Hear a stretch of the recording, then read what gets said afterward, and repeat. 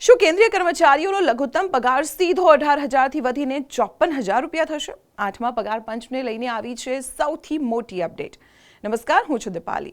National federation of postal organisation એટલે કે FNPOએ સરકારને એક મહત્વનો પ્રસ્તાવ મોકલ્યો છે, જેમાં સ્પષ્ટ માંગ કરી છે કે ફિટમેન્ટ ફેક્ટર વધારવું જોઈએ. તેમણે ગ્રુપ A, B, C અને D માટે અલગ અલગ ફિટમેન્ટ ફેક્ટર એટલે કે 3થી લઈને 3.25ની વચ્ચે રાખવાની માંગ કરી છે. સરળ ભાષામાં સમજીએ તો જો લેવલ 1ના કર્મચારીઓની બેઝિક સેલેરી અત્યારે 18,000 છે, તો આ પ્રસ્તાવ મુજબ તે વધીને સીધી 54,000 રૂપિયા થઈ શકે છે. અને હા, ખાલી પગાર જ નહીં, પરંતુ દર વર્ષે મળતું એન્યુઅલ ઇન્ક્રીમેન્ટ પણ 3%થી વધારીને 5% કરવાની જોરદાર માંગ ઉઠી છે. આ ફેરફારનો સૌથી મોટો ફાયદો ગ્રુપ C અને Dના કર્મચારીઓને થશે, કારણ કે તેમના પ્રમોશનના ચાન્સીસ ઓછા હોય છે.